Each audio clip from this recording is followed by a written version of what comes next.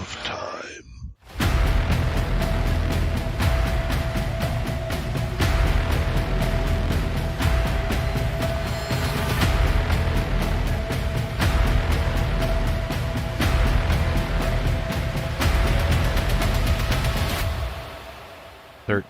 O'clock.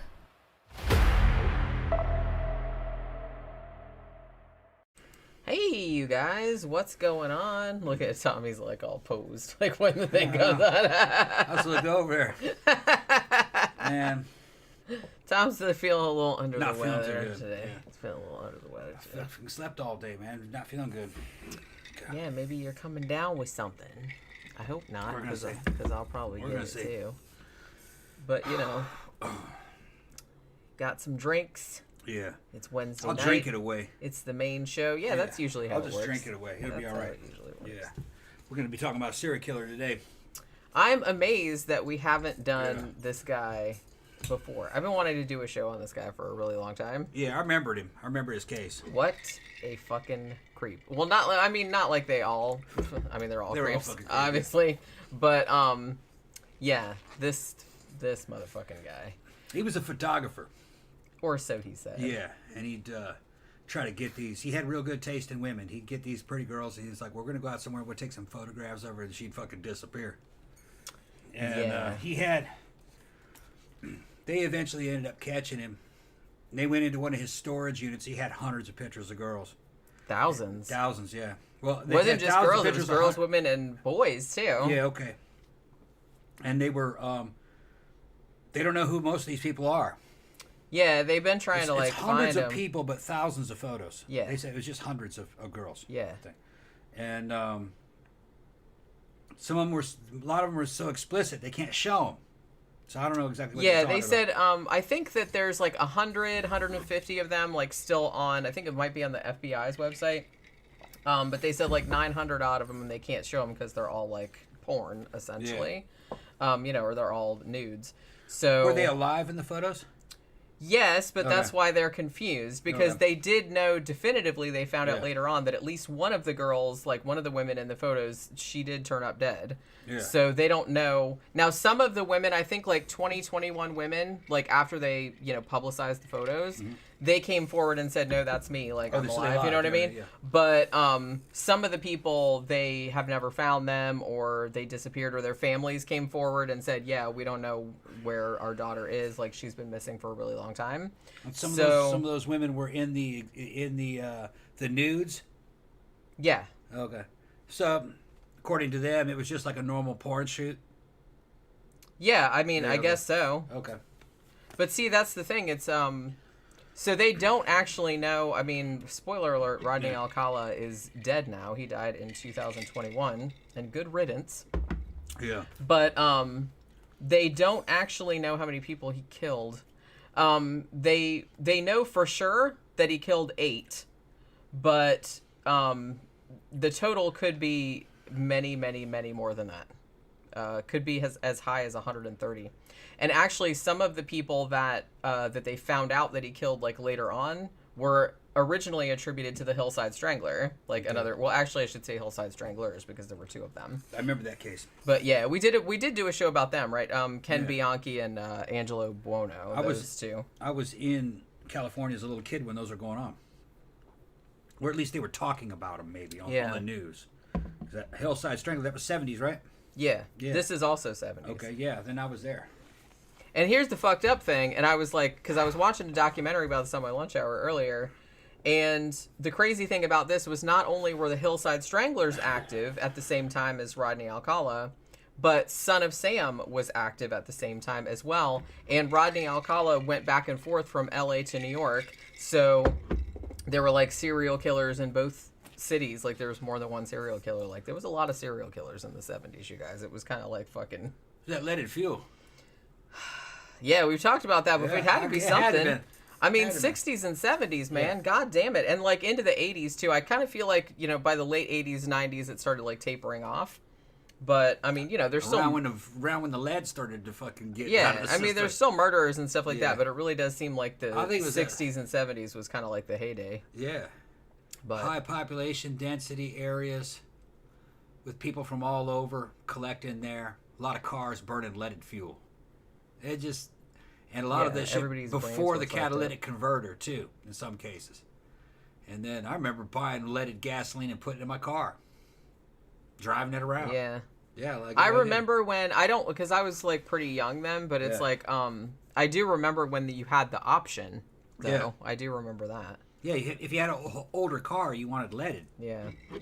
I was driving it, shit, man. Trey said, was it 91 when they realized he had killed way more than they thought? Yeah, they didn't actually find out until, like, later on. You know, that he... And they did actually were able to, like, link him through DNA to, like, several other murders that, you know, that hadn't been solved. DJ Maniac is here. Hey, where have you been? Said, just dropping in real quick before work. Alcala was played by a Cuban bee from Half Baked in a TV movie, and it's amazingly bad, as you can imagine. I did actually see that was on there, and I was like looking for it to watch, but it's like I didn't have time to watch it. Watching what? Like, it's a TV movie about him. Oh, okay. I'm surprised there's not more stuff about him. And the reason they call him the dating game killer, obviously, is because he was on the dating game in 1978. And the footage of it is everywhere, like, if you want to see it. And, yeah, he does come across as pretty creepy. Although I have to say that in the 70s, everybody kind of came across sort of creepy like that. Yeah, and he wasn't a bad-looking guy. He had long hair and shit. He had okay bone structure. I mean, he didn't look like what you would consider to be a serial killer to look like. He looked just kind of... Well, they hardly ever do. Yeah. That's why. If you make a beauty contest and you put him up there with fucking Ted Bundy, he'd probably beat Ted Bundy. What do you think? I don't know. I'm not ranking the attractiveness of serial killers. I think he'd probably beat Ted. I don't think Rodney Alcala or Ted Bundy are attractive. I'm just saying. That's not what I asked you. I said if you put him in a beauty contest side by side, I think this guy would probably beat Ted Bundy. And Ted Bundy was considered to be like the better looking of the serial killers. I don't think Rodney Alcala is good looking at all. Okay. Even with that stupid 70s hair, which is, you know, is not helping matters. So you're not playing this game? No. Okay. I don't think he's attractive at all. I didn't ask that. It's not what I asked. I asked between the two. I think that this one is like I said. And what did I say? I said don't make me choose like the most attractive serial killer. Okay. I'm not doing that. You know what I mean? They're all fucked up. Yeah. Okay. Zach says, plus, this was a generation of men raised by men messed up by World War II, which who knows what kind of effect that had. Yeah, I'm sure that probably played into it some as well. Maybe. I mean, yeah, it could have. Maybe. It could have. Because, yeah, it was kind of more the era of, like, the dads were kind of, and I kind of feel like this was all the generations prior to that, but the dads were kind of like distant. They weren't really like super involved in like raising the kids and stuff like that. So I don't know. They're non-existent in a lot of the new families. So, you know, I don't know if that's what it was. I think it was violence and sex being merged for some reason, and lack of inhibition, lack of self-control. It sounds like fucking mercury or lead poisoning. That's what it sounds like. Yeah. The weird thing about Rodney Alcala, though, was that from everything that I could determine, he didn't seem like weird from a kid. Because you know how sometimes serial killers are like, oh, they started torturing animals and shit like that? Yeah. They said he seemed pretty normal, like, until he was, like, in his late teens or early 20s. And even then, like, he seemed pretty normal. But, you know, like they said they didn't really know that he had, you know, tortured animals or done any of the shit that like serial killers do, like when they're younger. They didn't know, or he didn't do it. Apparently he didn't do it. I didn't see anything. Most of the things I saw that it's like he wasn't abused, he wasn't anything like that. The only kind of significant thing that happened in his family life was like his father left them when he was like 12, I think. But that's about it. I don't think Ted Bundy did anything to animals though either. Yeah, I don't think. Yeah, maybe he didn't. Yeah, that's not a not a dead giveaway. No, yeah. But it is like very, very common that it's like a really common. Well, I think it's common between just a lot of damn criminals too. Yeah, well, that's what I'm saying. But they're just saying that Rodney Alcala, as far as I know, didn't really have any red flags from childhood. You know what I mean? Like he didn't really see, and like I said, he didn't seem to experience any horrible abuse or anything like that, like in his childhood. Like he seemed his childhood seemed fairly normal. Now he did like move back and forth because his parents were Mexican, and they had moved to San Antonio, and he was born in San Antonio, and then they moved back to Mexico for a little while, but then like his dad left, and then they ended up, him and his mom and him and his siblings like ended up moving back to LA and living there for a while.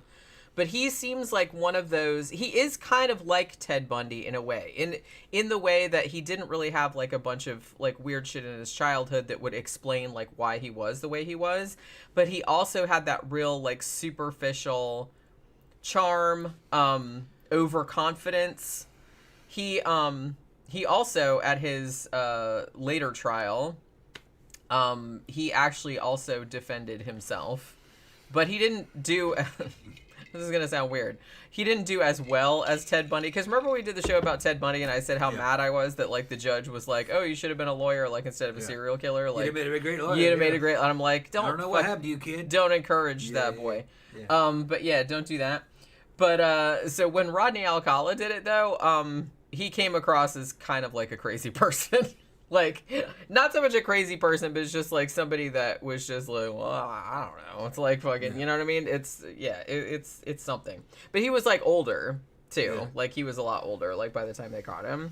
So, you know, it's fucking crazy. Ted Bundy had some training as a lawyer, though, I think, didn't he? Yes. Rodney Alcala did not. Right. Rodney Alcala, he did graduate from college. He graduated from art school, and also he went to NYU. Like he went to film school, studied under Roman Polanski. Actually, he had a class, like a film class, that was taught by Roman Polanski. And it's not that like made him a serial killer or anything like that. I think he'd probably already killed people by that point. But yeah.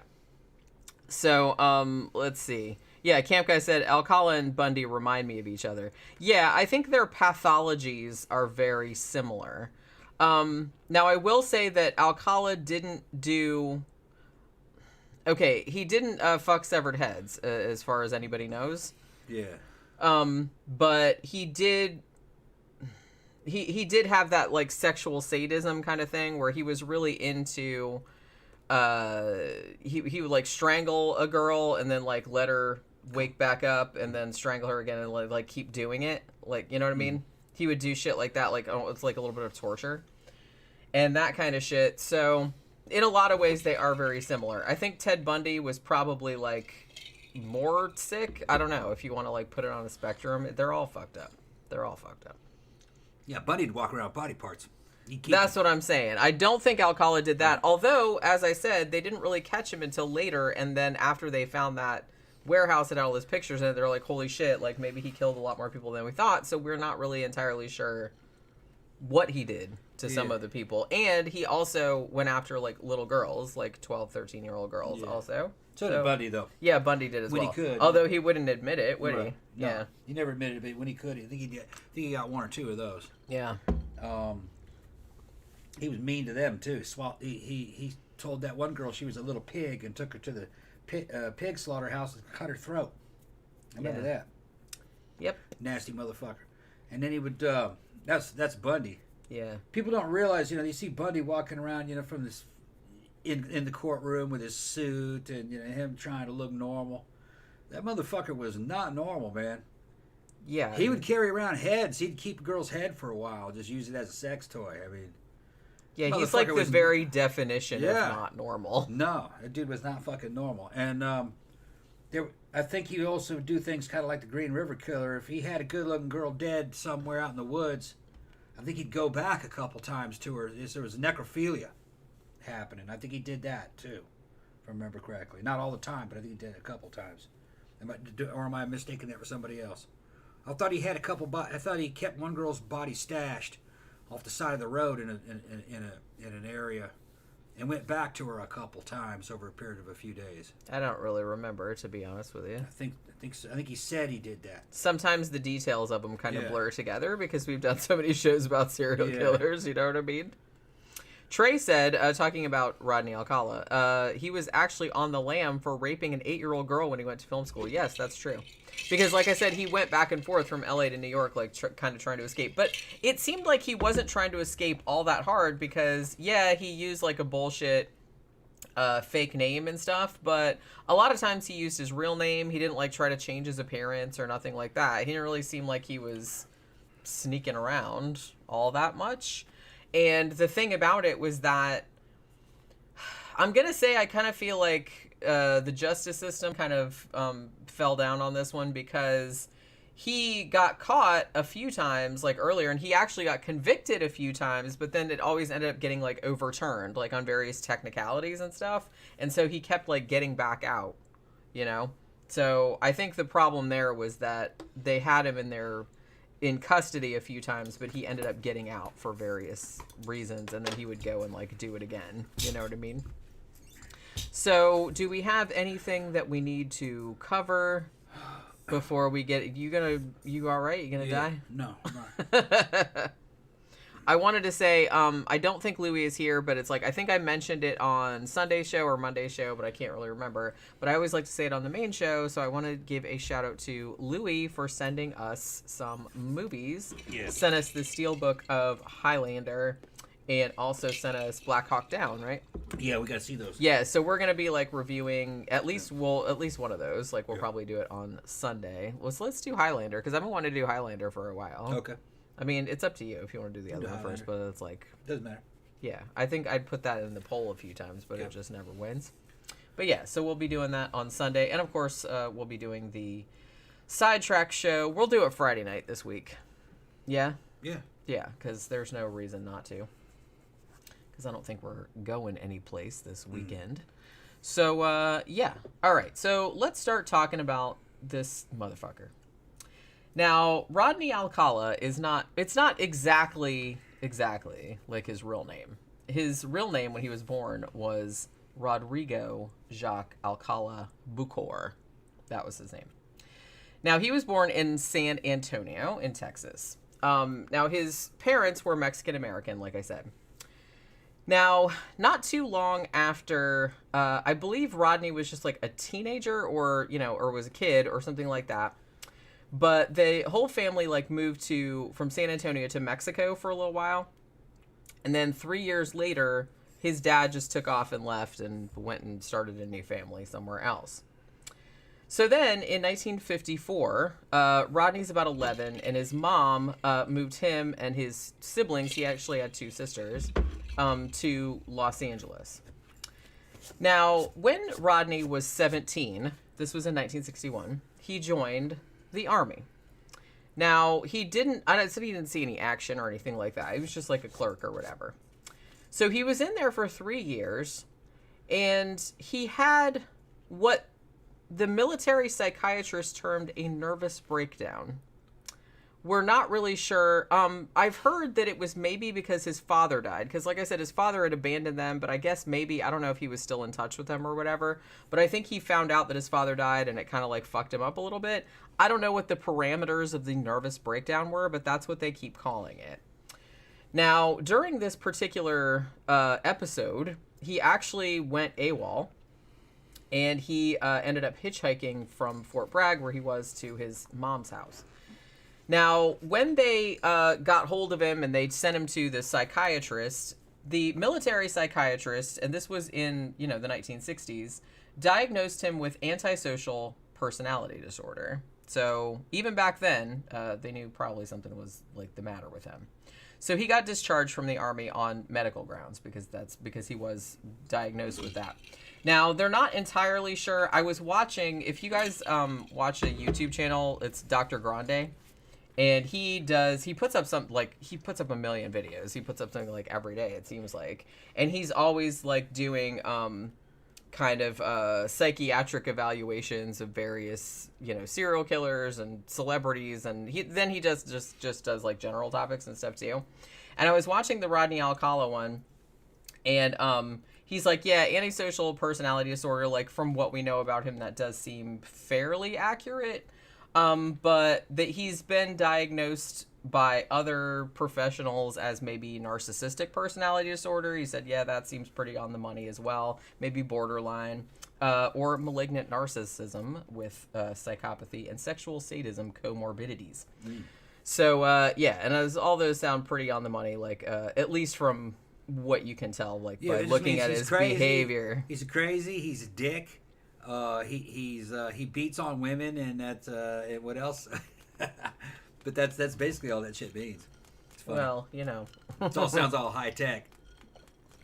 Well, it's not so much that because Yeah. I mean, antisocial personality disorder, narcissistic person, borderline, those are all very specific things, and they do have like different manifestations. You know what I mean? It's not like just all the same thing. You know what I'm saying? There are very specific. There's a pattern to what they're talking about. Yeah. The bit of general description. Yeah. Of personality types. I don't know if it's science, but it is. You can describe people like this. There's only certain kinds of people. Only certain kinds of. You know what I mean? There might be 30 or 40 different kind of personality types. You know, the ones that are real bad are famous. And like I said, this guy he came across very much like Ted Bundy, although watching him at the trial, like defending himself at the trial, he didn't have the same level of that just glib overconfidence that Ted Bundy had, but it's similar. You know what I mean? Yeah, you know, I'm good at sizing people up, you know, through my experiences in sales and shit like that, mind games and fucking with people. Bundy came off as confident, but that was just the facade. He would do that to hide the fact that he was scared. Yeah. That's what he was doing. Yeah. You could see right through him. Well, that's what I meant when I said glib overconfidence. Yeah. That doesn't mean he was actually confident. No, he was that scared. just means he's like overcompensating. He was scared, and he'd try a bunch of fast talking to bamboozle people into thinking that he was smarter than he really was. He wasn't that smart. He was just parroting off things that he thought smart people would say. Yeah. And he had the mannerisms of a smart guy, but not the substance. You can see it if you just watch. Well, and that's the thing. It's like, I feel like, maybe he could fool some people, but I don't think he fooled most people. I mean, I don't think he did. He didn't fool me, that's for sure. Yeah, it's just, he just came across as very... It's like, all serial killers, to me, come across as a role player. Somebody who's LARPing. Yeah. They never come off as genuine. Even when they're killing somebody, like the damn... Charles Nying and fucking Leonard Lake from the videos, tapes that survived that I was able to see. It doesn't even look real. It looks like people LARPing as serial killers. It's hard to believe that's really a victim that they have, and it looks really fake. Sometimes I wonder if it's because people that have those pathologies, maybe there's nothing at their core of them, so they can't be genuine because there's nothing there. There's nothing there, yeah. So there's no consciousness. Right, so everything is just kind of, and we've talked about that before, like maybe they don't feel consciousness the way the rest of us do, like, or self-awareness, so maybe everything is a role that they're playing because that's all they're doing is they're just aping good example, other people's behavior. Good example is Jim was coming out of surgery and was still under anesthesia, and I talked to her for a whole hour and she doesn't remember it. And during that time, anesthesia had shut her consciousness down. So she was basically AI during that time. I really couldn't tell the difference, though. You know, I'm not sure if I should be offended by that. No, but imagine if somebody was like that all the time. You could probably tell the difference. Right. You know what I mean? Because you were behaving normally from my point of view, but you couldn't remember any of it afterwards. Yeah. But I didn't test you for cognition. You know what I mean? Whether self-awareness, I didn't test you of any of that. Right. There may be a way. Stuart Hameroff would know all about that because he's big into all that kind of research. And so it could be that certain brains don't have consciousness. Maybe they're like an AI. I mean, there has to be something because there really has to be something fundamentally the matter with you to do that. To do this kind of stuff.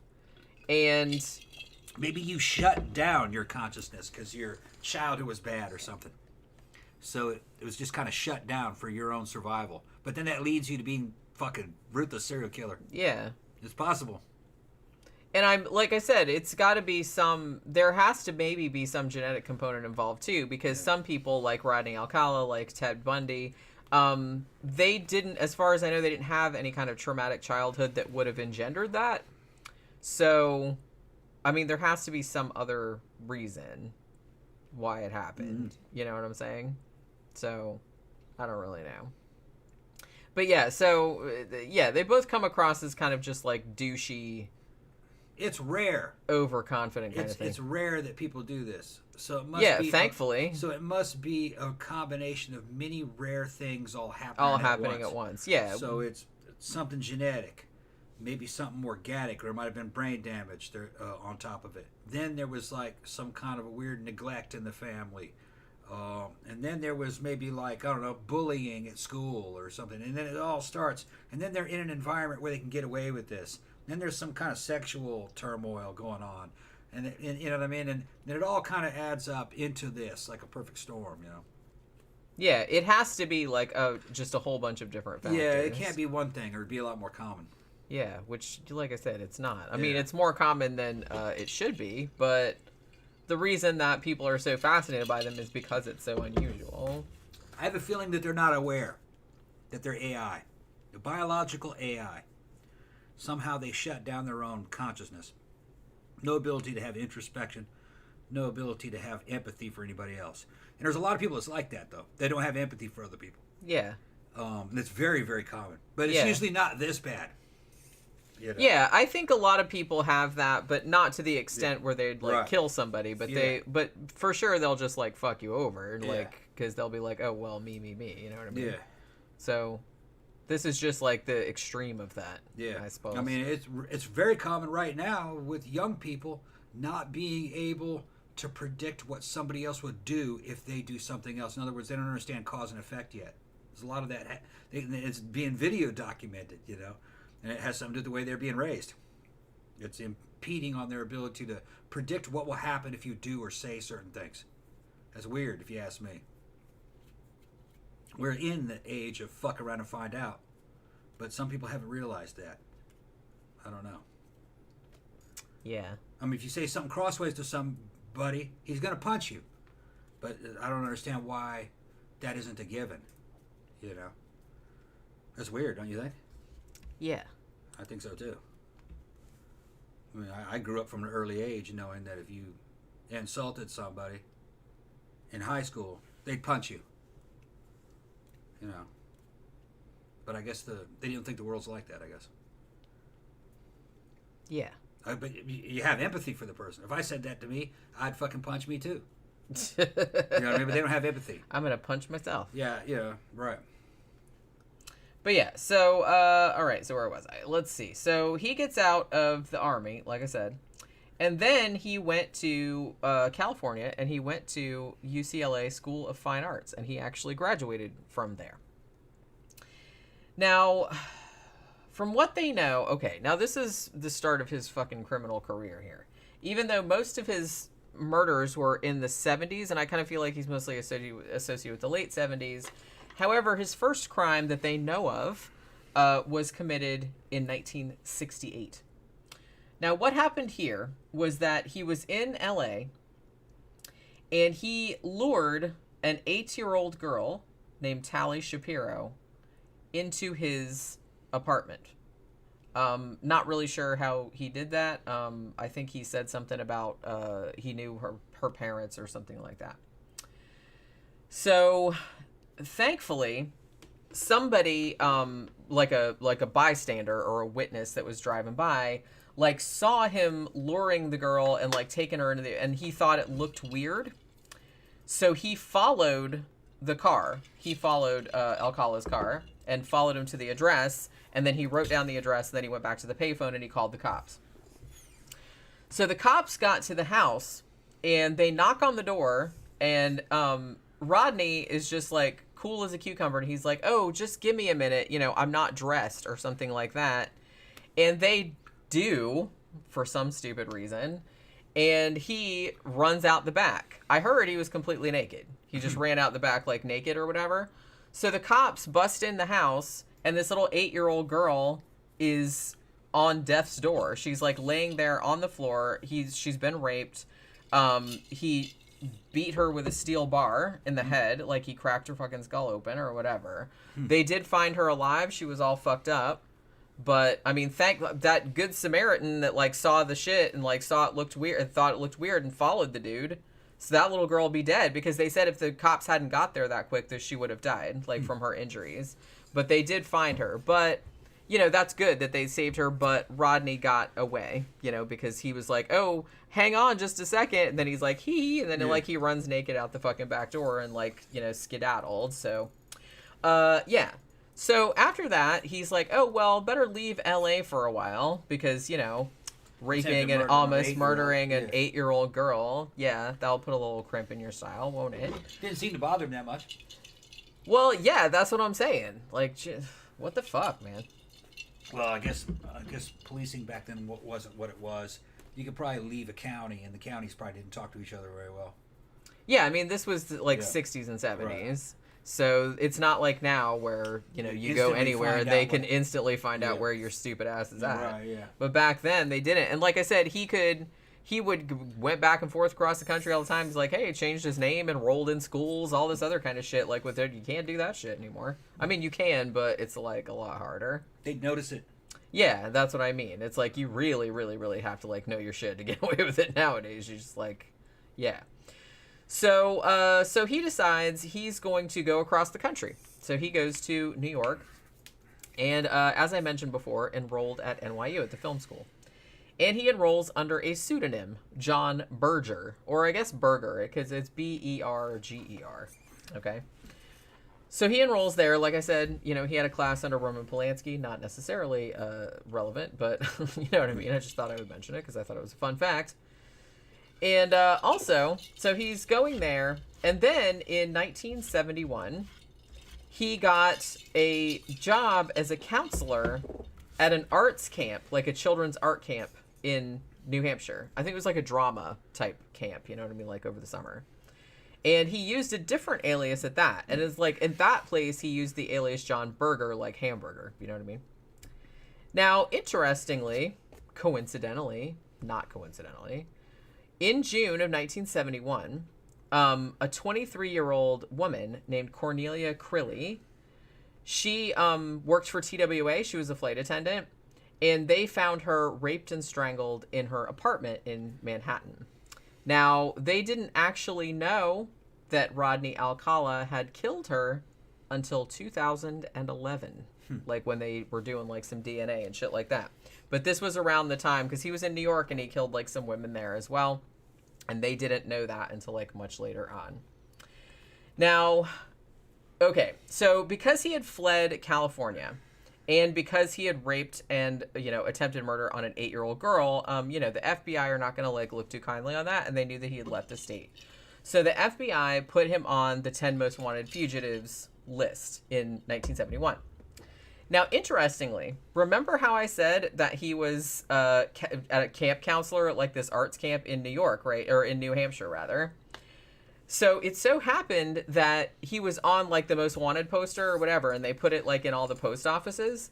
These 2 kids that were in his art camp, they went into the post office like in New Hampshire. I've heard that it was because it started raining and they ran in there, or they went in there to mail a letter or something. And they saw his picture on the poster. And they said, hey, that looks like our camp counselor, whose name is John Berger. So the 2 kids, they called the fucking FBI. Yeah. And said, hey, you might want to like come check this fucking motherfucker out. Yeah. Because this looks just like our fucking, yeah. Yeah. So I was like, good on those kids. You know what I mean? They keep trying to catch this motherfucker. Yeah, they offer rewards though too. They're like, we gonna get that money. 25,000. Yeah, we're gonna split. Well, hey, they're welcome all to the candy it. We could buy. They call the kid. I don't know how old the kids were, but yeah, it's $25,000 worth of Jolly Ranchers. Yeah, that's what they're but like I said, get the stick Jolly Rancher, the stick ones. Yeah, fire stick. Yeah. But like I said, they're welcome to it because I feel like most people don't even look at those posters, and it's like wouldn't be observant enough to be like, hey, look at that motherfucker. I know who that is. And then like to actually go through and like call the number and shit like that. But yeah, so, and you know, back then it was a lot harder to do. You had to like find a payphone. You couldn't just like pick up your fucking phone out of your pocket and do it. You know what I mean? Well, they were at the post office though. Yeah, that's true. They're probably phone right there. Yeah. Yeah. They're like, hey, we're gonna call and turn. Maybe they hated him and he was an assoul. So they're like, we're gonna turn this fucker in. I don't know. You just look up there and you see that face and you go, look at that reward. There was going to be reward money right next to it. Yeah. You go, oh, okay, for wanted for murder. I think that's that dude, man. That's him. Yeah. That's probably what it was. That's probably what they said. Yeah. It's like, well, let's call him. Yeah, let's get it. Cha-ching! I wonder, did they get a reward? Because if it's not him, then there's no harm done. Right. Yeah, that's true. Yeah. So yeah. So he did get arrested, actually, and he got extradited to California. Now, here's the shitty thing. Well, okay. So they took him back to California, and he was supposed to stand trial for the rape and attempted murder, and kidnapping too, actually, of the 8-year-old girl, Talia Shapiro. However, by the time that they got him back to California, the little girl's parents had taken her back to Mexico, and they did not want her to testify at the trial because she was just little, and they didn't really want to put her through that. Like, I get it. It kind of sucks because, he's gonna get out, he's gonna get away with, but I can understand, why you want, because she was just a little girl, and they didn't, want her to go through with it, and they just, went back to Mexico and said, we don't want anything. I'm not flying with that, though. No, Because well, I'm just saying. It frees him to go do that again. I know, I know, that's the shitty thing. And it's there's really no winning in that situation. That's what's crappy about it, you know what I mean? I understand why, you have an 8-year-old daughter and you don't want to put her through that shit. But like I said, you have to think of the bigger picture too. It's if you don't testify, what if he gets out and does it to somebody else? And then there's more, because he did do it to somebody else. Yeah, if they do that once, it's because that's part of them. They're going to continue doing it. Yeah, until they're stopped. Yeah, there's not. They don't do that. Well, I'm just going to do it once. No. And it's oh, that's enough for me. No. Yeah. It's part of their sexual orientation. Yeah. So she didn't testify. So what they ended up doing, because they didn't have the main witness, they're okay, well, we can't charge him with rape or attempted murder now. So they did convict him of child molestation, though. So they sentenced him to 3 years. So that was something, at least. However, he only served 17 months, and then he got paroled, and this was in 1974. Now, he was only out for less than 2 months. He was out of jail. And then he got arrested again for sexually assaulting a 13-year-old girl who has, as far as I know, I don't know if they've ever said her real name. They just called her Julie J. She was basically waiting for the bus, to go to school, and he lured her into the car and, kidnapped her and attacked her. So, yeah. Now he lured her into the car. That's the thing. Must have been something like your dad sent me down here to get you. I think that's how he got the first girl. Yeah. He was oh, well, I know your parents, and they said, yeah, because that's something that a lot of fucking child molesters and shit like that used to use. It's oh, I know your mom and dad, and they told me to come get you because they were in an accident or something like that. I've seen them trying to pull shit like that. Man, fucking, I'll tell you what, when we were little kids down in California, we had that shit drilled into our heads by the time we were 7 or 8 not to talk to strangers. Yeah. Yeah, same. I remember one time I was out there with Jimmy and Mike. Jimmy was the same age as me. He's probably about 8. And Mike was his older brother, who was probably about 10. And some dude in a car pulled up to us while we were out in the front yard, and he goes, hey, what's the name of this? What street am I on? What street is this? We scattered, man. Went all fucking, and that dude, that dude probably didn't even really mean anything. He probably just, what's the name of this street? You don't want to we ain't talking to you. You don't want to get murdered. Yeah, took off. I'd be I'd be staying way over here. I'm it's on the sign. Can't you fucking read? No. You can't read. Maybe you shouldn't be driving. What the name of the street was. Yeah, that's something that they will do a lot, that they used to do. It's oh, yeah, they would always kind of pull up and be hey, I'm kind of lost. And be oh, well, sucks to be you. Yep. Get a map. I'm going home. But yeah. So, but yeah, I think for sure, the girl that, the first girl that he attacked, I'm pretty sure that he said something about that he knew her parents and shit like that, so that he was going to take her someplace. But yeah, so he attacks this 13-year-old girl, and he went to prison this time for 2 years, and he got paroled again in 1976 or 1977. Now, so he's on parole, and he has a parole officer in LA, And for whatever reason, God, it seemed like even though the 70s was like the heyday of serial killers, there's fucking serial killers running around like on every fucking corner. But everybody was just like so casual about just like oh sure, it's fine. Like just let him out. You know what I mean? They let him go to New York because he's like, oh, he's going to go visit relatives. They're like, okay, it'll be fine. Even though they knew that he was a sexual offender. They knew that he had taken off before. You know what I mean? Like after he committed. Have an awareness of it. They didn't. I remember in the 80s on television there were big campaigns to try to get the law and law enforcement and to get society to realize that sexual predators were a real thing and that they were all pretty much always repeat offenders. Yeah. And that was like something that was not in the public consciousness, that these guys were like multiple sex offenders. They didn't. Yeah, I kind of feel like maybe they hadn't really fully grasped that situation. Really they thought it was just a one-time thing. No, that's not what they were. They didn't know what they were dealing with. I think it took psychologists, criminal psychologists, to fucking try to kind of educate society and the system to who these things were. And they're things. They're not people.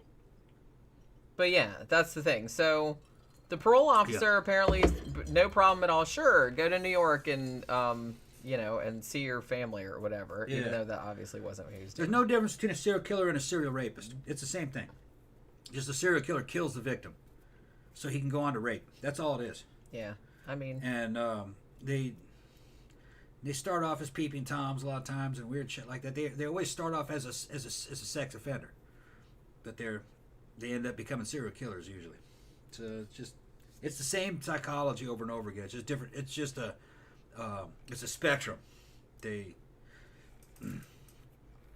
Once they take that plunge and start killing people, they never come back. They get worse. Yeah, because they have to keep like ramping it up. Yeah. And now we're saying it's like a spectrum, and I'm not, saying this to excuse anybody, but like sometimes you get people that are like peeping toms or, people that are like fucking flashers and shit like that.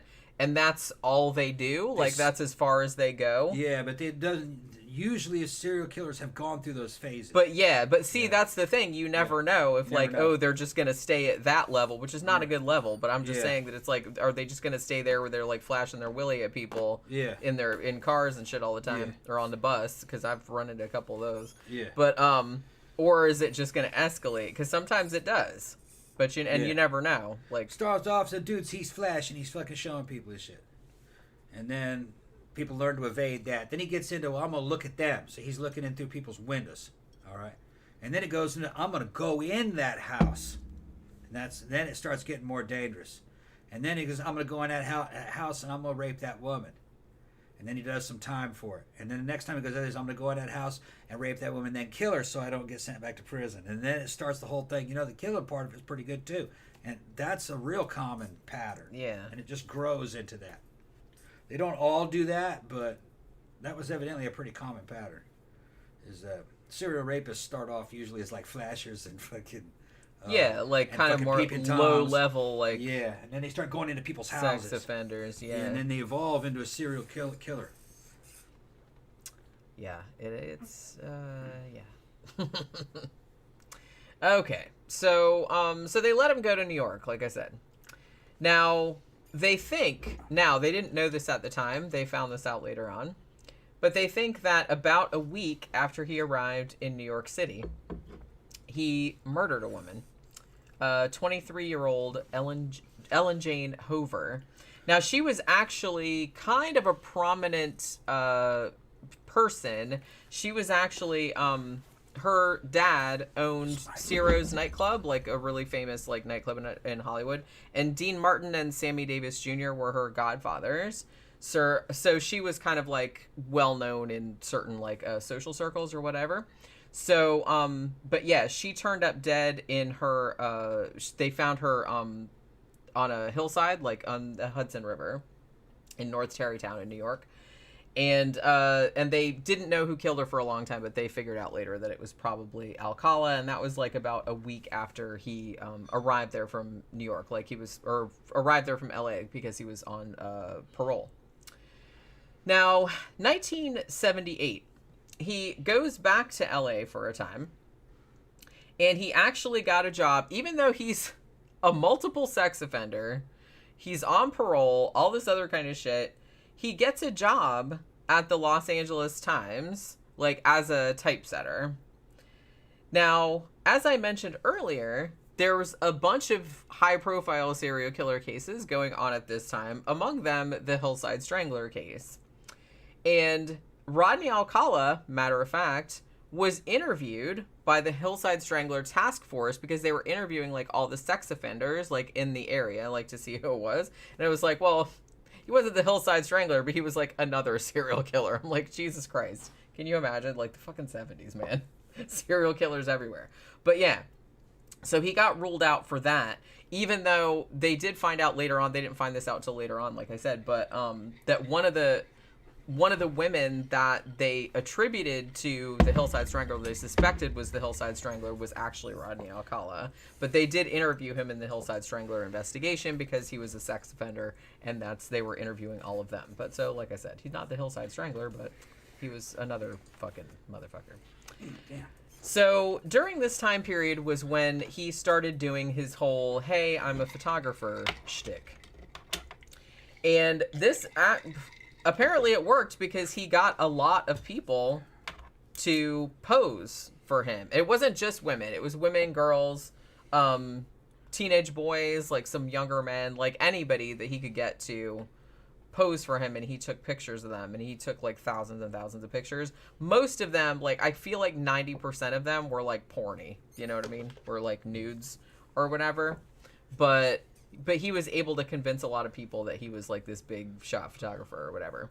And because, like I said, he was working at the Los Angeles Times, one of the people that worked there when he worked there, they said that he would like show people the photographs, so like people at work. Like, it's like, hey, look at these. And they're like, okay, that's a little bit weird that you're showing us naked pictures of your. He's like, oh, I'm a photographer. He's proud of. So I guess that's how you could, like, get away with it. Maybe they were tasteful nudes. I don't know. I kind of got the feeling maybe not. Okay. But. And some of them, I think. Well, that's what I mean. And I think some of them were underage, too. So it's like that. Nowadays, like, alarms would be going off and everybody would be calling. The feds would be showing up. The feds would be showing up and shit like that. You know. But back then, people were just like, okay. Yeah. Jack Torrance says $5. Thank you, Jack Torrance. Yeah. Thank you. Jack Torrance is in the house. But yeah. So, but yeah, they did actually interview some of the women that he had photographed back then, because he didn't kill all of them, thankfully. But they were just like, yeah, they just thought that he, you know, was a professional photographer. They didn't think anything that weird about it. Okay, so they didn't see through the facade. But yeah, so, well, apparently a lot of people didn't, because like I said, he photographed like hundreds and hundreds of people, and it wasn't all just women and girls either. Like, okay, it was... so he must have had some decent manners and mannerisms about him where he didn't kill them all. So he would just put, you know, if he liked her, or maybe he didn't like her that much, he just took pictures of her. Maybe if he liked her a lot, he killed her. Yeah. Maybe something like that. I mean, and they suspect, too, that, like, some of the people he took pictures of, like, he might have killed them and they just haven't found them yet. Yeah. Another thing is that maybe he wanted to take pictures of some of them and then they started bailing out and he killed them. Might have been something like that. Yeah, that's what I mean. Because they don't know how many people this motherfucker killed, Right. and it's they probably never find out now because he's fucking dead. Although they did, they did get his DNA, so they might be able to, like, match it, like, with cold cases and stuff, like, later on. But they did think that around this time period, there was a girl who was 15 at the time. Her name was Monique Hoyt. And he was taking pictures of her. And he didn't kill her, but he, like, knocked her unconscious and raped her. So he did do that. Like, they're pretty sure he did that. And so, like I said, he might have killed other people, too. She got away, or he got away. How did she live? He didn't intend to kill her. I don't know. But she just... What, he hit her with his fist? Don't know. Okay. He usually... I think in some of the cases he used like metal bars or pipes or things like that. And he must have thought he killed her. He was a strangler also. Yeah, he must have thought he killed her. He was real into either strangling with his bare hands or he strangled people with like nylons and pant legs and shit like that. The only explanation for that is that he thought he killed her and left her for dead. Yeah. Unless you heard otherwise from that case. No, I hadn't heard otherwise. Because why bother? Why bother knocking her out? You know what I mean? If you're not going to kill her. Yeah. Why rape her if you're not going to kill her? You know what I mean? Well, yeah, and well, Because the reason why you kill him is so you don't do the time for the rape. right. Okay, so if you're gonna rape her, you're gonna kill her. Well, and like I said, that first little girl that he's like the 8-year-old, he had intended to kill her, and they Yeah. said that she would have died if the cops hadn't got there Right. quickly because the injuries were so severe. But she did live. Jack Torrance says, "Nice hair, Jenny. Thank you." It's not real hair; it's a wig. It's imaginary hair. It's just for looks. Well, it's just because my real hair is kind of messy because I've been All at hair work is all for day. looks anyway. Doesn't do it. Well, I guess it can kind of keep you warm. Kids, keep your head warm. Yeah. Keeps your brain. Head warm hair though, that's like a mullet. That's not look good. Fucking mullet. Yeah, to keep the back of my neck warm. Those dudes would part the shit down the middle and have the had the brush around the side. I know, I Went love around it. like the head was a circumcised penis. The dick head, literally. Remember those old fucking haircuts? I man? do too. That's fucking. I don't understand it. I don't either. Yeah. But somehow, like, everybody had, like, collective psychosis where they all thought it looked good at the same time. Yeah. So. This is a delusion. Can you imagine, like, seeing Vast somebody delusion. else and being like, yeah, I want that. Do that to my hair. I want a dick head. It's a mass delusion. Oh, my God. Juan just got here. Hi, Tom and Jenny. Hi there. What's up? Yeah, we only started at 7:30, so Yeah. we didn't, because like I said, I got a fucking full-time job now, so I'm Yeah. not getting home till late at night. All right, so now we're talking about the infamous dating game appearance, and keep in mind that this motherfucker has already raped and Yeah. killed several people, An and 8-year-old girl tried to kill her. he killed several people after his appearance on the dating game also. But nobody knew this, even though he used his real name. You can see it on it's like I said, it's on YouTube. They didn't have Google back then. Yeah, and I guess they didn't check. And I guess it's just like the stupid dating game, so it's not like they're going to do a background check Yeah, or no. nothing like that. No. But no, that's funny that he's using his real name on the dating game, and he's the same dude that beat that 8-year-old girl nearly to death. Well, that's what's so fucking creepy about watching it, because you know that he did that. I guess he knew. Well, the parents, they went back to Mexico. You know, that shit blew over. That was a long time ago. They'll think I'm a different guy. You know, same name, different guy. Yeah, whatever. Yeah. It worked. Well, yeah, I mean, she did actually, when she grew up, like, she came and, like, testified at one of his other trials, like, when she was a grown-up. Yeah. Well, no, I'm saying So, it worked. That they didn't find him. yeah. Yeah, for a long time. Now, I'm kind of confused because the dating game, they didn't film it live, and I heard, because I watched a couple documentaries about this, and I think on one of the documentaries they said that the taping of it was actually 10 months before the actual airing of it, which seems like a long lead time to me. But so I don't know if that's true, but I just remember hearing that because I was like, wow, that seems like a really long time, because I thought they did them like just a couple weeks out. You know what I mean? Mm-hmm. But I don't know. 10 months seems like a long time, so I don't really know. So this motherfucker shows up on the dating game. So the host's name was Jim Lang, and there, it's 3 bachelors, and I don't know if you know how the game worked. It was like super fucking cheesy, but they had like the bachelors were all like behind a screen, so like the bachelorette couldn't see them. She could just like ask them questions, and she could like hear their voices and stuff, and then she had to pick one without like seeing them, and then they'd pay for them to go out on a date or whatever. So there's 3 guys on there, and Rodney is, bachelor number 1. So he gets introduced as a quote-unquote successful photographer, and also that he was into motorcycling and skydiving, which I think was probably bullshit.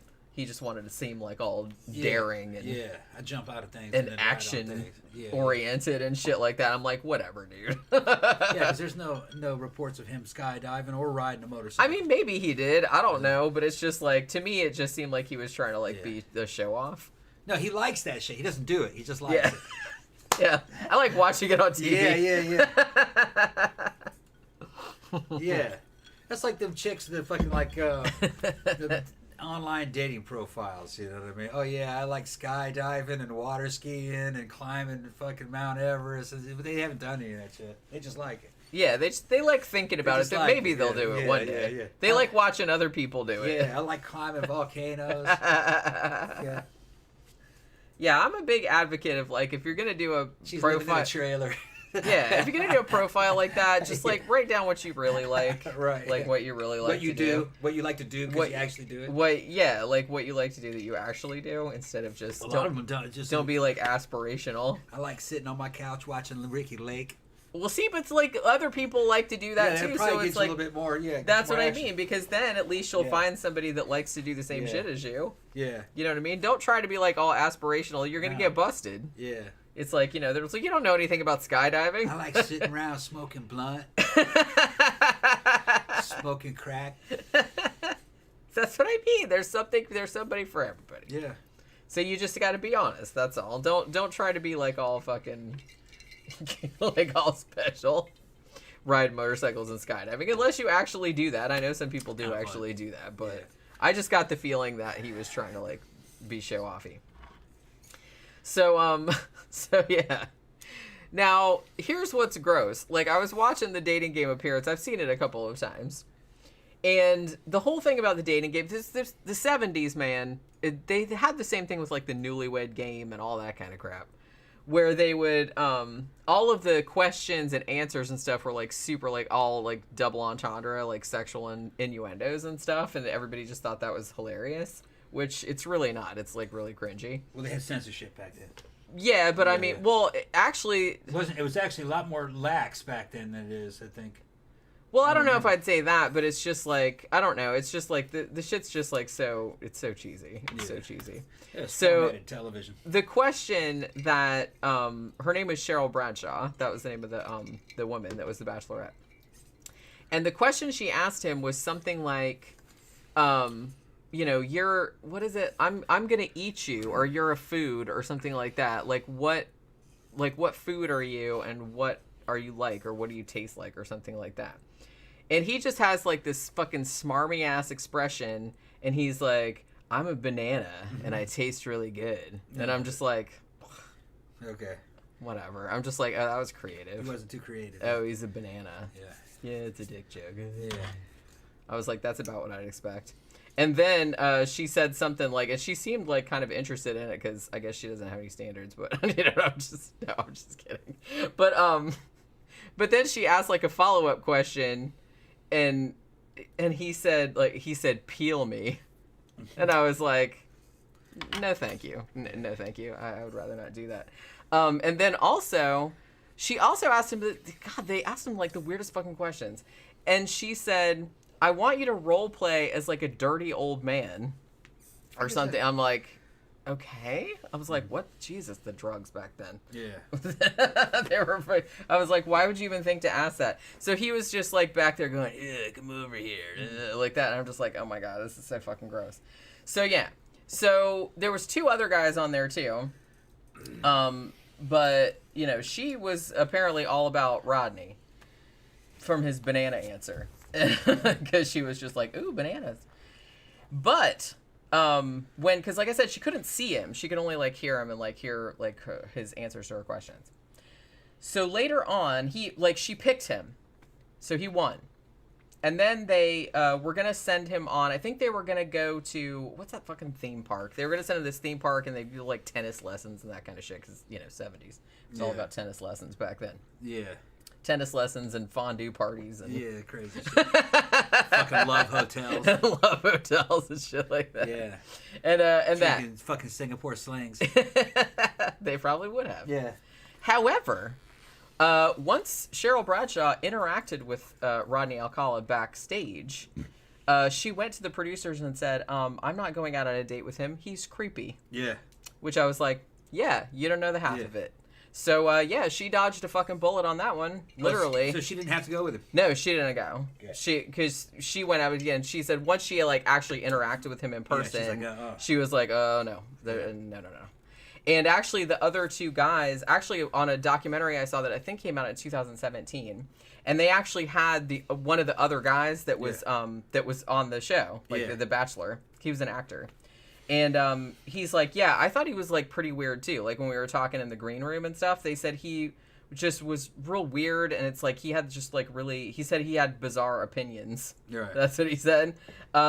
And he just said he just seemed, I don't know, just like really, and he said he seemed like one of those dudes that like that acted like he knew everything. Yeah. You know what I mean? Like he was one of those like I said, hide like the like fact you don't know overconfident, right? Yeah, and totally. he was just like, so he's like real obnoxious and like just he's just like, I don't know, I just didn't like Yeah. him. He just like rubbed me the wrong way. Yeah, weird. So a lot of people like notice it, but like when he was on the show, you know, apparently nobody thought anything. But once people were interacting with him one by one, they were just like, yeah. What his bizarre opinions were? They're probably about women. I'm imagining that's why the guy brought it up. Yeah. But yeah, he probably said some real interesting Weird shit about women, yeah, it's probably. Now, some people have speculated that the fact that Cheryl Bradshaw, like that he won the show and then later on she reneged on it and said, no, I'm not going out with that creepy ass motherfucker, that maybe this caused his shit to escalate. I don't know, though, because I kind of feel like he'd killed people before this. Yeah, there doesn't need to be escalation. So I don't really know. I mean, it's possible. And the thing about it is that, like, because some like researchers, psychiatrists or whatever have said that, well, he does have psychopathic tendencies. And a lot of times psychopaths have a hard time with rejection. Like, especially like when a woman rejects them, they don't really, because they don't really have like any insight. Like, oh, maybe I did something like to piss her off or something like that. They're like, oh, there's something wrong with her, like fucking women, you know what I mean? They kind of go in that direction.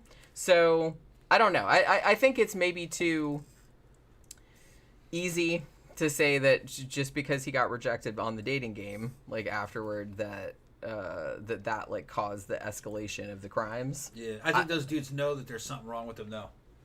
Like when a woman rejects them, I think they're already pre-rejected. They know that I think those guys know that they're different. But they don't want to admit that to themselves, so they just fucking turn it around back on everybody else. That's what I think. They have to know that they're different, or they wouldn't do the things that they're doing. Just, That's the thing, though. It's like, but we were talking about that earlier. Like, how much insight do they really have about their own psychology or their own behavior? I think they know that they're different, or they wouldn't be hiding what they're doing.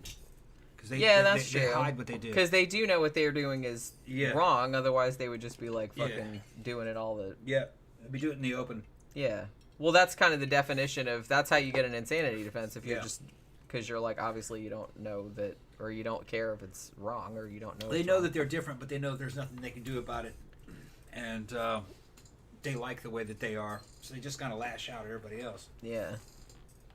Like, I can't believe they don't like me fucking raping and killing these bitches. This is ridiculous. That's what they're. That's like that. Yeah, I believe it. Yeah. Look at D'Angelo. Yeah. That's the way fucking D'Angelo was like that. Yeah. Breaking into your house, fucking killing you and your husband and shit. And he thought it was ridiculous that he couldn't do that.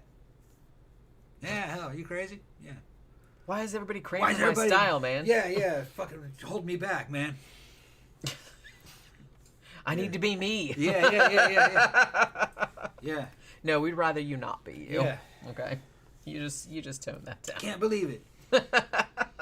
Why are they so prejudiced? This is bullshit. What about my freedom? Yeah, right. Exactly. They're like the epitome of that kind of motherfucker. Yeah. What about my freedom to go around raping and killing That's people? Right, That's Yeah. I imagine one of them is like gonna fucking try that nowadays. Oh yeah. It's like I'm just waiting for the day one of them tries to argue that shit in court. Well, I can take the worst elements within myself and magnify them and apply them to that situation, and that's what I would be doing. So that's what they're doing. Yeah, I know. That's and that's not pulling that out of nowhere. No, I know. I've known people that thought that way. Like not about rape and murder that I know of, but people, you know what I mean. Most people do that. They just don't do it in that situation to that to that degree, But that's what they're doing. It's got to be. Well, and like I said, I think we've mentioned this before, and like I said, this is very, very general. But I do feel like in very, very general terms, usually men tend to project stuff outward, as they tend to project blame outward. Like if something goes wrong, that motherfucker did it. Whereas women tend to project it inward. I fucked up. I'm messed up. I'm a terrible person, or I don't know how to do anything. So that's, and obviously there's a lot of variation on that, but I kind of feel like serial killers, that kind of stuff, or people with that kind of attitude, that's like the an extreme of that. Because you're just blaming everybody else. Well, you know. You see it a lot with, like, mass shooters and stuff like that, where it's like they're going to blame the whole fucking world. Or look at, like, motherfuckers like Elliot Rodger or something like that. Exactly. I'm going to kill all the women. Like, people I don't even fucking know because one girl wouldn't talk to me or something like that. Like, everybody has a responsibility to him. Yeah, that dude is something else, man. Yeah, like, he really seemed to think that everybody had a responsibility to him to, like, well, I'm good looking and I have a car and so obviously women should just, like, come to me. And it's like, he didn't really think that he had to do anything other than that. And so the fact dude was awkward as shit, too. And the fact that, like, people weren't just, like, falling down at his feet or, like, calling him up or paying attention to him, like, somehow that was everyone else's fault. Yeah. And the dude is obviously insane. He's got some kind of a mental yeah. It's obvious, you know. But no, that's what they're doing. They're like, you know, I can't believe these bitches, you know.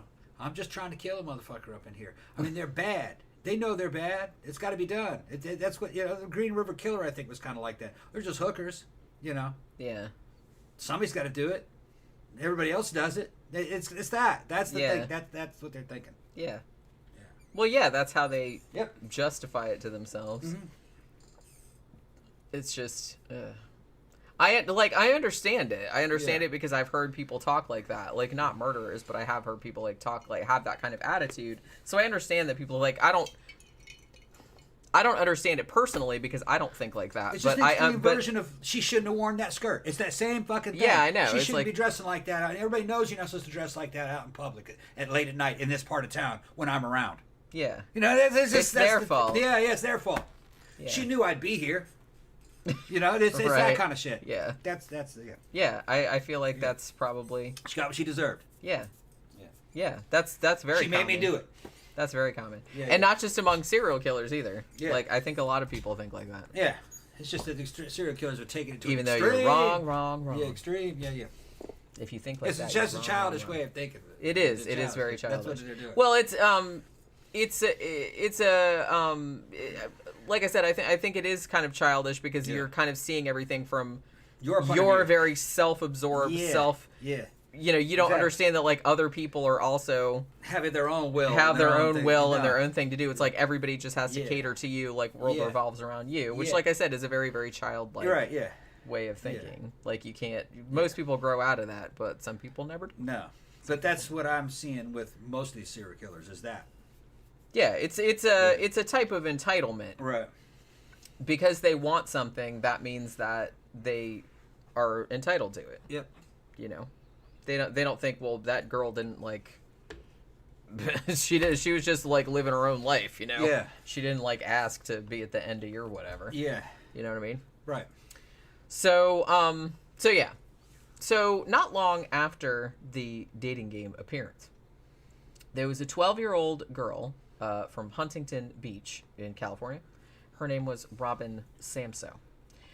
And she was on the beach one day with a friend of hers, and she actually had to go to her ballet class. This was June 20th, 1979. And she was running a little bit late for her ballet class, so she actually borrowed a yellow Schwinn bicycle from her friend so she could ride the bike there. However, somewhere along the way, she disappeared. They found her body decomposed 12 days later in the foothills of Los Angeles. Now, later on, when they talked to Robin Samso's friend that she'd been with on the beach, she said, yeah, there was this weird guy that, like, came up to us, like, earlier in the day and was asking to take pictures of us. These were, like, 12-year-old girls. Mm-hmm. It's like, yeah, we want to do, like, a swimsuit model type of thing. And they're just like, okay, like, what the fuck ever. Like, they thought it was weird. Now, interestingly, the friend was able to give the cops a description, and I've seen the sketch, and it looks almost exactly like him. So I was like, damn, way to go, kid. That was like a really good description because the sketch is very, very similar to him. Now, interestingly, Alcala's parole officer was the one that he's like, hey, that's like, he saw the sketch, and he's like, hey, that's Rodney. Well, hey, hold on. What? How did he get that girl and get that girl separate from the other one? Because the other girl was going to her ballet class. Oh, okay. So she left her there alone. Right. Well, the friend. Yeah. The friend was on the beach. They were on the beach together. Yeah. Rodney had come up to them and said, "Hey, I want to take your picture," and they were like, "Yeah, no." And then she's like, "Oh, I got to go to my ballet class. Can I borrow your bike?" And she took off on the bike, but then that was the last time she saw her. and that was the last time she saw her. Yeah. So yeah. So the parole officer recognized him from the sketch, and so called the cops and said, "Hey, I know that motherfucker." So then they went to Rodney Alcala's mom's house. His mom lived in Monterey Park, and in the house they actually found a rental receipt for a Seattle storage locker. Now, in this locker, they found earrings belonging to Robin Samso, the victim. Actually, I think the earrings were her mom's, but she had been wearing them that day. They were like little gold, like ball earrings. So Rodney Alcala gets arrested in July of 1979 and, held without bail. In 1980, he was put on trial and he got convicted of this one murder and he was sentenced to death. But the California Supreme Court overturned the death sentence, because I guess like the jurors, they had told the jurors about his prior sex crimes, like the rape and stuff that he had done, like on Tali Shapiro and all that other kind of stuff. And I guess that was like supposed to be inadmissible, because that's kind of how they do in some of the cases, is you're not supposed to, because it prejudices the jury, yada blah, yada blah. So I guess the jury had been informed about those, and so they said, well, he didn't really get a fair trial, so they overturned the death sentence.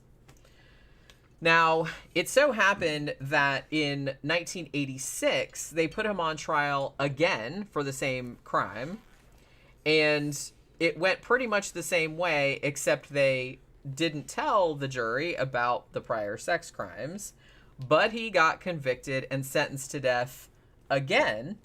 So that's the second time. But then in 2001, the Ninth Circuit Court of Appeals, they overturned the second conviction because of some weird fucking technicality. The technicality had something, I'm not real clear on why this was, but apparently there was, Rodney Alcala argued that the park ranger who had found Robin Samso's body, like in the foothills, had been hypnotized by the police. And the fact that he supposedly had a witness that was willing to argue that wasn't allowed to, I don't know, like wasn't allowed to like speak at the trial was like enough to, I don't know if that was the only thing, but there was some kind of like technicality where the appeals court like overturned the second death sentence, the second conviction. So at this California's point, fucked up. well, at this point, okay, so in 2003, like Orange County and they're like, look, we are gonna get this motherfucker, goddammit. It's like, so they are like, we're going after him again. Same thing. Like, so it's the third prosecution. This was in 2003, and then they found out that Rodney Alcala's DNA had been sampled under that state law where if you get arrested for, because I think most states have this now, where if you get arrested for a sex crime, they automatically take your DNA so they can check you against like other sex crimes, because, usually it's not just one. They've usually done a bunch of them. So, and apparently Rodney Alcala, for obvious reasons, was not a big fan of this taking your DNA when you get arrested for a sex crime, but fuck him, because that's how they knew that he did like some of these other ones. So they found out that they had collected his DNA. So they said, well, we're going to go through like all these cold cases. We're going to like put some more shit on here and make sure that he gets convicted this time and it sticks. You know what I'm saying? Because it's like the third time. So they actually found out that they had a cold case DNA match in 2004. So they matched him to like a bunch of other cases. So what they did was they were going to try him for the Robin Samso murder again, like the 12-year-old. And then through the DNA, they actually piled on like 4 more cases that they had matched his DNA to. And these were an 18-year-old woman named Jill Barcombe. She was originally from New York. She was a runaway, but she was actually killed in Los Angeles in 1977. She was the one that they originally thought the Hillside Strangler had killed her, but no, it was Rodney Alcala. They matched his DNA to it. Also a 27-year-old woman named Georgia Wickstead. She was actually killed in her apartment in Malibu, also in 1977. A 31-year-old named Charlotte Lamb. She'd been raped and strangled, and she was actually left dead in the laundry room of her apartment complex in El Segundo. That was 1978.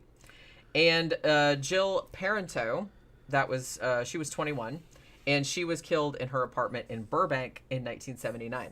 So those were 4 more that they know that he did because they were DNA matched. So they said, well, we're going to add those 4 on, so we're going to do 5, like all in. Wonder how he got into people's apartments and into people's laundromats. He just walked around and I guess walked into people's apartments, or was he using his fucking photography gigs to get in there?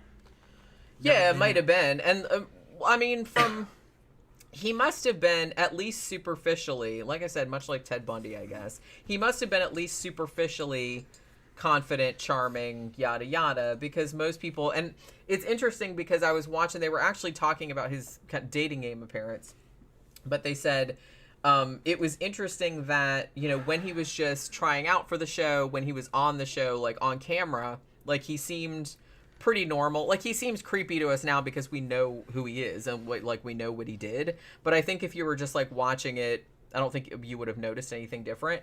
But they said, interestingly, when people started interacting with him one-on-one, like behind the scenes in the green room or whatever, then they started to notice that he was creepy. But he was able to put up a facade of being normal for at least a short time.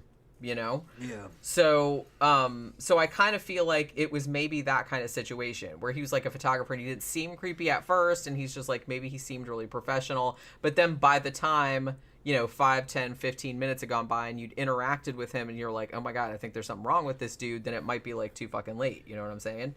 So he was able to like act normal for long enough to like get people into his clutches, you know? Yeah. So I kind of feel like maybe that was the situation. The fucked up thing about these 4 women that he killed, he was one of those motherfuckers where he would, because like I said, he'd usually strangle them and he'd like kind of fuck around with them where they'd kind of strangle him with his hands and then like he'd just let him go unconscious and let him wake up and then he'd like do their nylons and shit like that. He would also, after he killed them, he also like posed them. He was one of those motherfuckers. Doing the lewd poses and everything. Yeah, like that kind of shit. Yeah. That kind of shit. So, yeah. So, interestingly, while he was in jail, like, while they were preparing... Because, like I said, the third conviction, they really wanted it to stick. So, they said, well, you know, it's been overturned 2 times just for that one poor little 12-year-old girl. So, that's why they were trying to find more crimes that he had done so they could, like, stack him up, you know what I mean? So, he wouldn't, like, get away. So, while he was in jail, while they were preparing the third trial, Rodney Alcala wrote and published a book, because of course he did, called You the Jury. And he said that he had not killed Robin Samso, and said somebody else did it. I don't know who he said did it, because I'm not going to read the shit. Also, this is special, he also... filed some lawsuits against the California penal system. One lawsuit was because they wouldn't give him a low-fat diet. And one lawsuit was because he said that he slipped and fell, like, in the prison. Yeah. So... I slipped and fell, you bitches. Yeah, I think both of them were. I'm not getting my low-fat diet. You're trying to kill me from cholesterol. That's essentially what he was arguing. Yeah. See, and that's another thing that these motherfuckers always do. Like, the second they get caught, then they just start crying. Yeah. You know what I mean? They just start whining about this, that, and the other thing. Holy crap. So, yeah. So, in 2003, the prosecutors were finally like, okay, we're going to do 5 victims. Now, Alcala and his attorneys did not want that to happen, obviously, because they're like, okay, well, it's going to be a lot harder to get him off on these charges if there's 5 of them and 4 of them have actual DNA evidence. I'm like, well, yeah, that's the deal. You know what I mean? That's what they're trying to do. But they were mad. But anyway, they let it go on. They're like, yeah, you can do all 5. So they took it all the way to the Supreme Court, but the Supreme Court said no, you can stack them all together. So they 2006 the Supreme Court said, okay, you can go ahead with it. But then it was another several years. So it wasn't actually till 2010 that Rodney Alcala stood trial for those 5 murders. Now, as I mentioned, I don't think he did this at the first 2 trials, which maybe, I'm not really sure why he didn't. But for the third trial, the big one, he decided he was going to act as his own attorney, much like Ted Bundy did. So he gets up there. This is fucking crazy. So he gets up there and he actually like cross-examined himself in 2 different voices. You know what I mean? Like he'd go and he'd make his voice deeper and like, Mr. Alcala, did you blah blah blah? And then he'd be like, oh well, I did this thing and you know what I mean? And, like he did that kind of shit.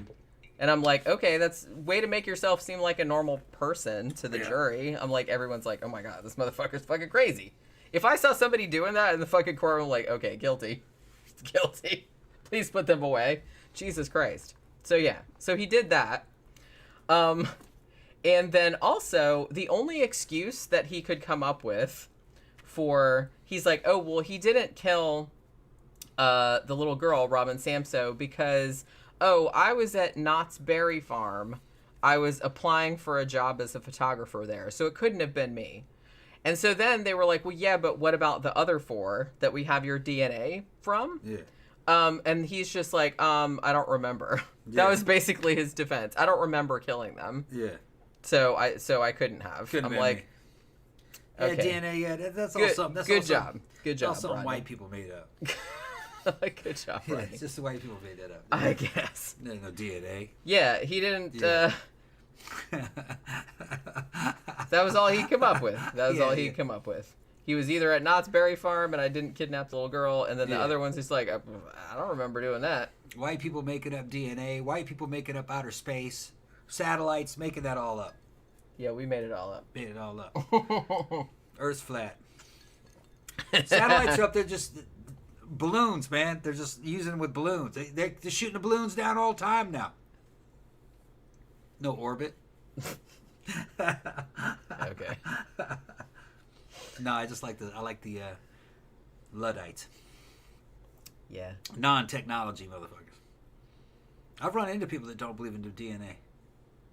Yeah, I don't really believe in DNA. You don't even really believe in DNA. Guess what? It doesn't matter if you believe it or not. DNA believes in you. Yeah. No one gives a shit if you believe it or not. It's still there. Sorry. I don't look. Well, that's the thing. I don't really know. It's just kind of like all those people that like didn't believe in evolution. I said I don't give a shit if you don't believe in it. It happened. Yeah. You know, and you're just wrong. You can believe whatever you want, but you know, it's okay.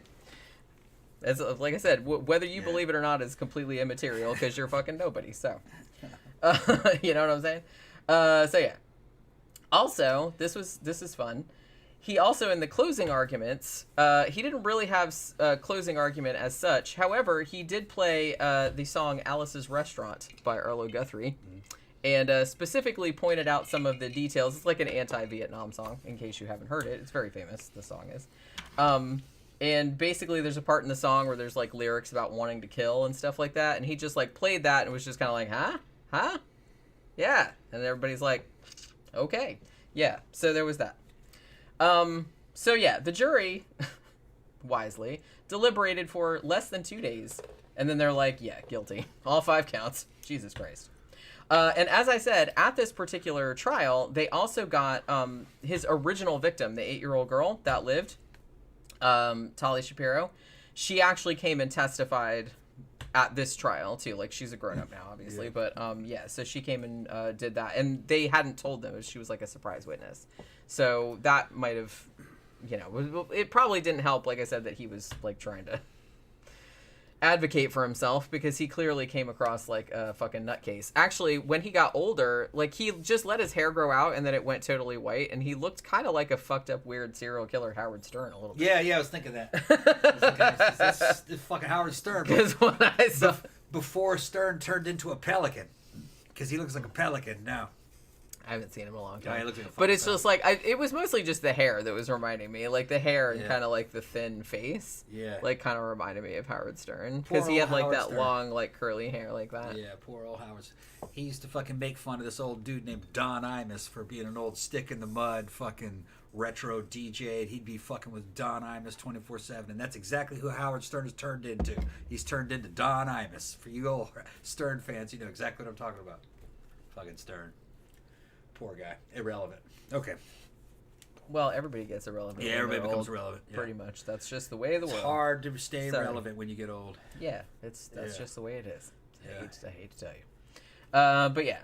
So he got convicted, thankfully, and got sentenced to death for the third time. Yeah. So, and it actually stuck that time. So they actually like threw him on death row. Now, as I mentioned in like earlier on, in March of 2010, the New York City Police Department and the Huntington Beach, California Police Department, they released 120 of Rodney Alcala's photographs that they'd found in one of his in his storage locker, or his storage unit that they found. And they were looking for, they wanted people to help them like identify some, because they didn't know who any of these people were. It's like some of these people might be dead. It's like might be other victims. It may be, maybe they're buried somewhere and missing. We don't know. It might be cold cases. So they were trying to like get everybody to like help them out. There were 900 photos that, as I mentioned earlier, could not be shown because they were sexually explicit. Now, after they first made the photos public, 21 women came forward and identified themselves.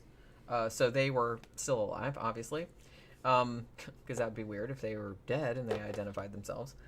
But they also had 6 families come forward and say that they recognized the women in the photos, but that the women were missing, like that they disappeared. So they don't know, like I said, exactly how many people Rodney Alcala killed, because there are a lot of photographs and they don't know who all of those people are. Now, none of the people in the photos were connected definitively to any missing person or unsolved murder case until 2013. A family member recognized one of the photos as a woman named Christine Thornton, who was 28. They actually found her body in Wyoming in 1982, and so that was the only one so far that they've matched up. So, as of, I think there's still 110 of the photos up, like online now. I think it's on the FBI website and maybe on the New York City Police Department and stuff. So you can go there and look and see if you recognize anybody, because they're still looking for, because there's still a lot of these people that are not identified, and they don't know if those people are murder victims or what. Now, so what ended up happening after he got sentenced to death in 2010, the New York authorities were like, well, he killed people there too, obviously, but they're like, well, he's already in prison, so it's like there's not really any point in pursuing him for the murders here because he's already on death row there. But they did actually, a grand jury did indict him like in absentia for murdering Cornelia Crilly and Ellen Hoover. In 1971 was the first one, and then 1977. And then he actually did get extradited to New York for that, but he entered a plea of not guilty, but he was guilty anyway. So I think he like changed his plea to guilty like later on. And then he got another 25 years, like, on top of that. But like I said, he was on death row. There were also, they think that he might have killed, because they have a few other cases that they think that he might have been responsible for. There was a 13-year-old girl named Antoinette Whitaker who was killed in July of 1977, and they think that he might have done that. And a 17-year-old girl named Joyce Gaunt, that was February 1978. So they think he might have been involved in that as well. There was also a disappearance. I don't believe they found her body, but it was a 20-year-old woman named Cherry Ann Greenman. That was in 1976 in September. And they think that he was probably involved in those. And they found, like I said, in his storage locker, they not only found like all his photos, but they also found jewelry like belonging to some of the victims as well. And some of the jewelry, like earrings and stuff, had DNA on it, which is how they were able to like match them. So basically, there was also another murder that happened in 1977, a 19-year-old girl named Pamela Jean Lamson, and she actually went to Fisherman's Wharf and then disappeared. They think that, and she was going there like to model for somebody, so they think probably that he killed Sounds her like his as MO. well. Yeah, because they actually did find her like all beat up and raped like later on, like near a hiking trail. They didn't find any DNA on her or anything like that, but yeah, that did sound like his MO. Yeah. So he also got, in September of 2016, they're just like adding the fucking charges on. He got charged with another murder. 28-year-old Christine Thornton, who I think I mentioned earlier, she disappeared in 1977. And they recognized her as like a relative recognized her in one of the photos that they had made public. Now, her body was actually found in 82, like I said, but she wasn't identified until 2015. Now, Rodney Alcala, when they asked him about it, he said, oh, yeah, I took that picture, but he wouldn't admit to, like, killing her. She was actually 6 months pregnant when she was murdered. So, yeah. Now, they were going to extradite him to Wyoming to stand trial for that particular murder, but at that point, he was 73, and he was in very ill health, and so he didn't make the journey. So, it happened that in July of 2021... this motherfucker finally dropped dead at the age of 77, unspecified natural causes. So even though he was on death row, he never did get executed. He just fucking died. And, I was watching this documentary, like I said, from 2017. So Rodney Alcala was still alive then. And one of the investigators that worked on the case was like he was unequivocal about, he's like, man, I hope he's suffering. Yeah. He's like, I heard he was in ill health. I hope he's suffering. And it's like, I hope one day I could just wake up and like he'll be fucking gone and I don't have to hear about him anymore. Yeah. When nobody has to like, you know what I mean? Because he had been the one that had been like dealing with the families of like the kids that he killed and shit like that. And he's just like not having it. So, yeah. So everybody was like I'm sure everybody was like pretty fucking happy when that motherfucker died. But yeah, he died in 2021. So... kind of like a Bundy type offender. It's funny how he's not as famous as Bundy. I guess there wasn't as much of him, recorded in the newsrooms. You know what I mean? Bundy kind of did some exciting shit where he's jumping out the back windows of fucking courthouses and going on the run for a while. Bundy was a little bit more of an exciting story. Also, his murders were more lurid. So maybe that's why this guy really doesn't get the notoriety. And they don't know how many of them he killed. Bundy killed a lot more.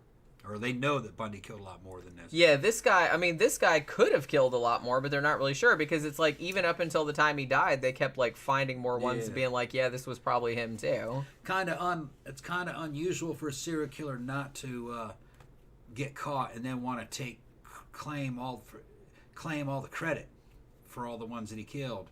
They usually like to get all the credit. But this dude here, he's probably a control type freak. His only means of a control over the authorities at this point is to withhold information.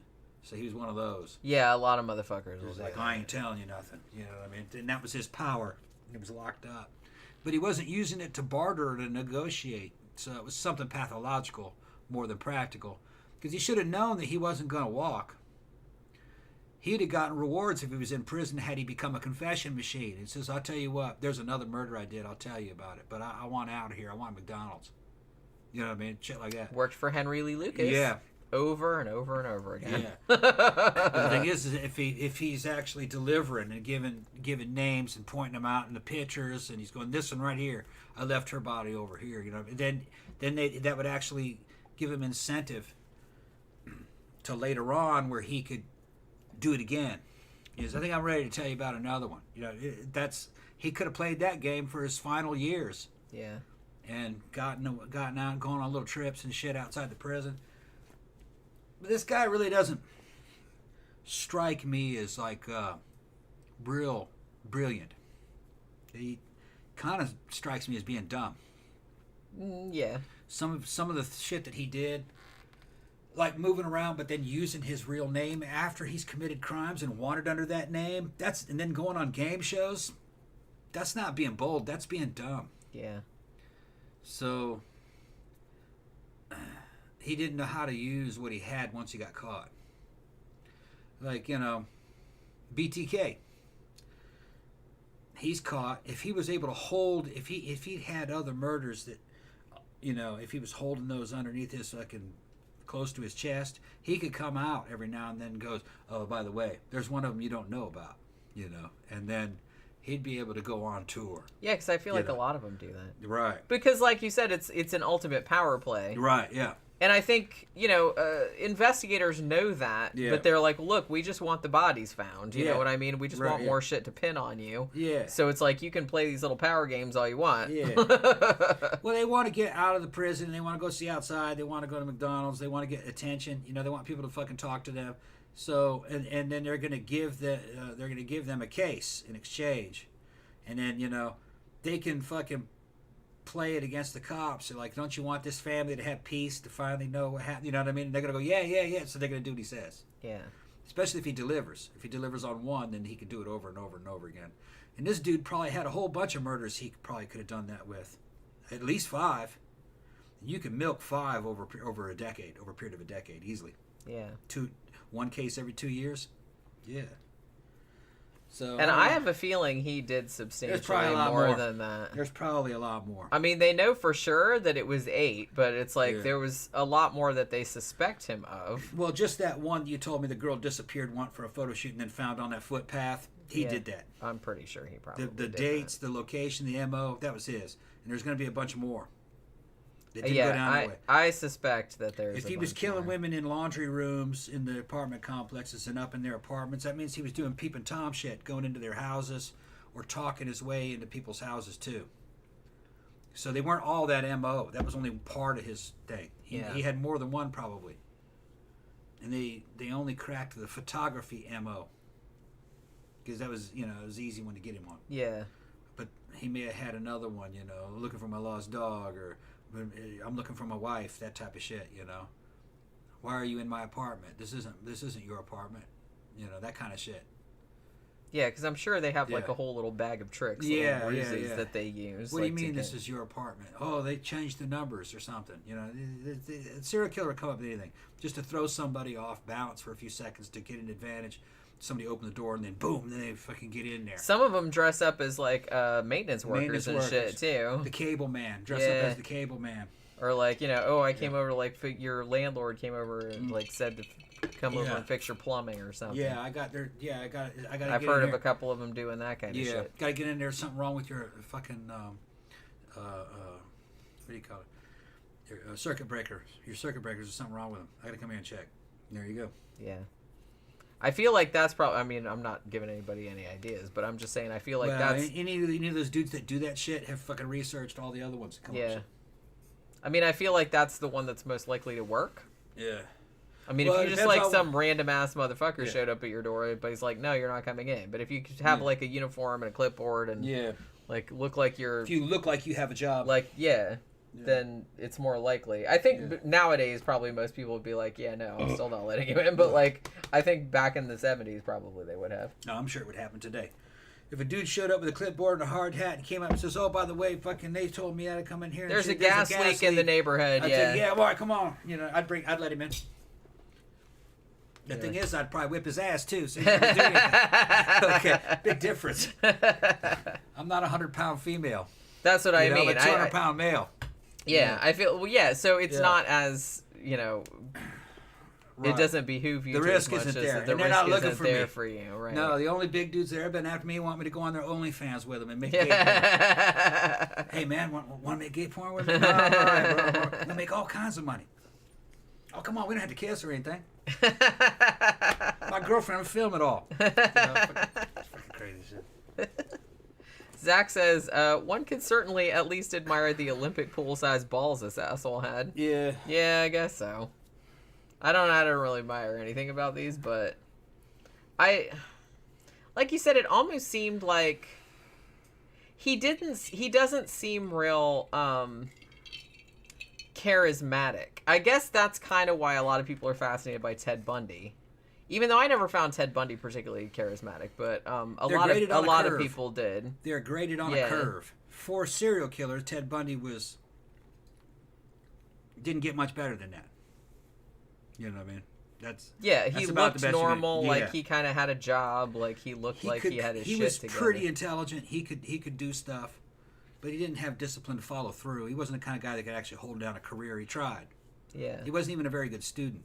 He couldn't stay focused on that stuff. Kind of scatterbrained, I think. Yeah. But I mean, when you think about it, because I think when people think about serial killers, they think of people like Ted Bundy or something like that. Yeah. But I kind of feel like a lot of serial killers just look like scumbags, kind of. Yeah. Like some of them have jobs and stuff, but Well, they had that one guy who was recent, kept that woman in that storage shed. Remember, he shot her husband, and he had her chained up in there, and I think they actually saved that one, but he had killed 3 or 4 more. yeah. And he was actually buying shovels and then off of Amazon, and then rating the shovels. Says, this is good if you ever need to bury some bodies. Oh, that's That right. dude, yeah, we need to do him. And he Yeah, was. what was that fucker's it was name? re- We were it just was reading something It about was that. pretty recent. Yeah. And if you were to look at him, he just looked like a average fucking farm redneck type guy. You know, I wouldn't even say redneck, just country kind of guy. I don't know, but he didn't really stand up. He was a wacko though. See, you never can tell. Yeah, and he would pull Can't a gun trust on nobody. a couple and kill the husband, and then abduct the wife, put her in a damn storage shed, chain her up in there, and go in there and feed her and visit her and have sex with her until he was sick of her, and he'd kill her, bury her right in there in that area. They were found other ones buried out there. I think he's still alive. I think he surrendered, didn't he? Or did they kill him? I don't remember. I'd have to like look it up again. But I did remember, like I remembered when you said about how he rated stuff on Amazon. Yeah, he was buying stuff. He was writing reviews. He was buying stuff off of Amazon to dispose of bodies and to do things, and actually writing the reviews and saying, oh yeah, this is good if you need any bodies to bury, this is the one. And then, you know, just shit like, oh yeah, this chain will hold a woman down all night long, that kind of just shit like that. Which, like I said, Crazy. nobody would think, because people You think write he'd be joking. yeah, Yeah. because people write joke reviews on Amazon Yeah. all the time. No, he was serious. So yeah, but he probably knew it's like, oh, everybody will just think I'm Nobody take joking. it seriously. Yeah, because everybody writes funny shit Yeah. like that all the time. Okay. All right. So are we done? Yeah. Do we have anything else you like? Because I know you're not really feeling all that well. Yeah, I need to get some sleep. Yeah, I do as well, because I Yeah. got to get up early in the morning, Yeah. like always. Yeah. And I also got up very early this morning. I'm not super tired for a change, but I would like to kind of relax for an hour or two before I go to sleep. But yeah, so hopefully you guys enjoyed this show. Like I said, I've been wanting to do this topic for a while, so I'm glad we finally got around to it.